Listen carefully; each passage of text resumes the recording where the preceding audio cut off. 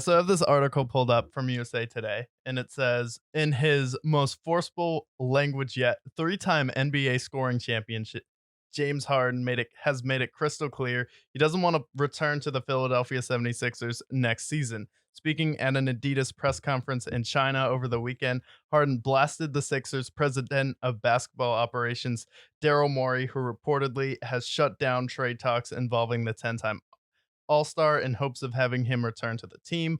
When asked about the situation, the former league MVP didn't mince words, said Daryl Morey is a liar and I will never be part of an organization that he's a part of. Let me say that again. Daryl Morey is a liar and I will never be part of an organization that he's ever in again. As James Harden does. That's tough. That is tough. That's your guy, though. You came there from Houston. You went to Philadelphia because of him. You were like, screw this Ben Simmons, KD, Kyrie Irving, Brooklyn shit. And then now you're with the 76ers. You opt in and you're like, wait a minute. I opted in. Daryl Morey must have stipulated something, and Harden's agent must have been like, hey, James Harden wants this. You need to try and get this player and improve this way that James Harden wants to play with. We don't know what happened, but clearly the reason he hopped in wasn't upheld by Daryl Morey. And I feel like that's the reason why James Harden is pissed. And when he asked for a trade after that wasn't accommodated for him, he was like, well, will you return? He's like, no. Because after the trade talks ended, James Harden went on a tirade and called the guy a liar. And that's the guy who built the teams in Houston that you almost got to the finals and you disappeared in some playoff games, even though you didn't have as much help as Steph and CP3 got hurt. But then he also helped build the Philadelphia team that was pretty good with Tobias Harris and Joel Embiid and yourself on the team. And it's not like you showed up in game 7 versus Boston. Are you talking about with James Harden? Yeah, James Harden. It's not like you showed up in game 7, but neither did Embiid. But he also, if you think about it, in that series, pretty inconsistent because he had some games where he dropped 45, I think, in game 2. And then he had another big game in, I believe, game 4.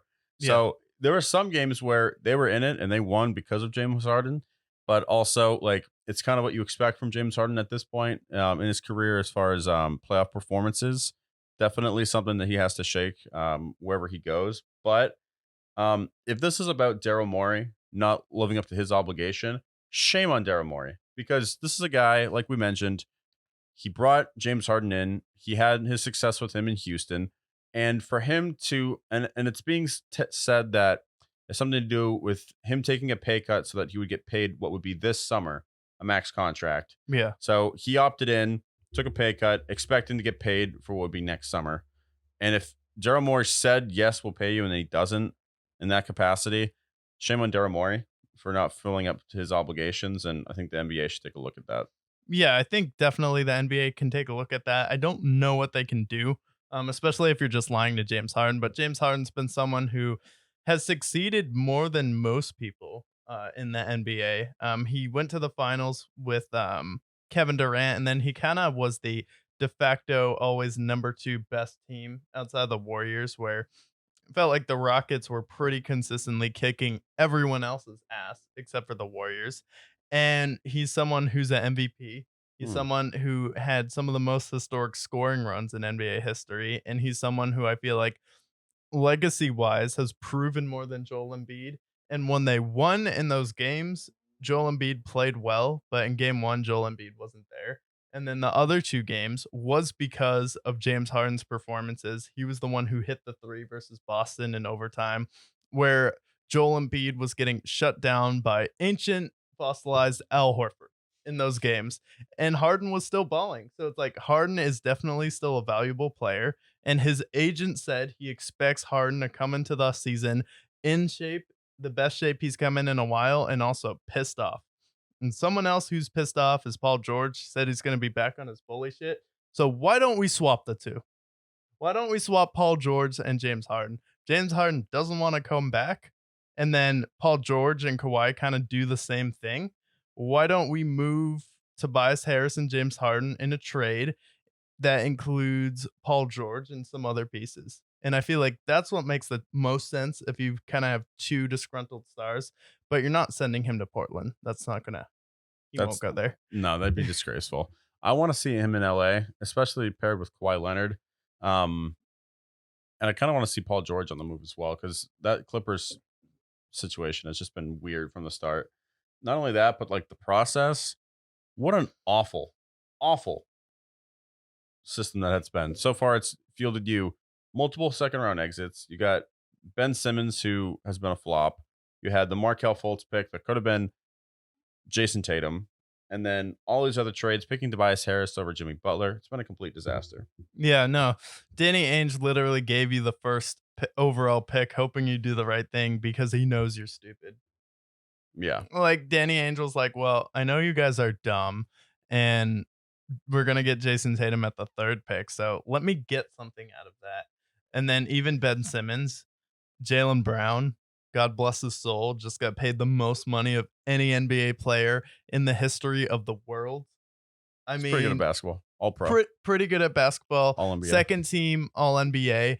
The best player in the league that can't dribble, Mr. Jalen Brown himself. The And then one-handed Ben dribbler. Simmons was probably the one of the better players in the league who couldn't shoot. And then his career is kind of a disaster now, so that's a failure. So you could have had Jalen Brown, Jason Tatum, and then you had Joel Embiid there. So you got him right because he was hurt. You took Joel Embiid when you had Wiggins and Jabari Parker right after him. But other than that, I mean, talk about the process is about whiffing. We have Brett Brown, one of the worst coaches that kept getting X's and O'd up by Brad Stevens. And then Doc Rivers got out alpha mailed by Ime Udoka, and then he got outcoached by a first year guy in Joe Joe Mazzulla. Mazzulla, a first year guy. It's been a complete. I mean, you're talking about. It's really been a decade long because it started with them just being horrible for years, right? They were just Yeah. one of the worst teams. Some of which the 2011 team was one of the worst of all time. Talking about a 9-71 team, and then they suck. It turns into what we just talked about here, and all it's led to them to is second round exits. Now, the Kawhi Leonard play, the double bounce in the second round. Okay, maybe things go different had that shot not gone in, but at the same time, this has been a 7-year process, and your biggest accomplishment is the second round. Yeah, well, so the double doink thing, take that where if that goes your way, you could have advanced to the NBA finals and taken out the Bucks, which Jimmy Butler has proven he can. Then why wouldn't you run it back with Jimmy Butler, who's clearly one of the best teammates Joel Embiid has had? Just went to the finals. He went to Miami and walked because you chose Tobias Harris over him, who's a role player. You obviously did it to make more sense of the cap, but you had JJ Redick, Jimmy Butler, and if you have to get rid of Tobias Harris, so what? Just keep Jimmy on that team with Ben Simmons and Joel Embiid. It's like if that was your mindset, well, if it went our way, then keep Jimmy Butler because clearly he was your best player on that team and he's better than Embiid. Mm. Like Embiid is, as people would say, technically better at basketball than Jimmy Butler. But if I want a guy who will take a bad team to the finals, which he just did with Miami twice, it's Jimmy Butler. It's clear. Mm. And you could have had 1A, 1B, and then he's the closer because Joel Embiid gets shut down by Al Horford. Yeah, I mean, it's not really much I can defend Joel Embiid for, especially with the way he played in Game 7. I mean, I wasn't always a Joel Embiid denier, but at this point I am.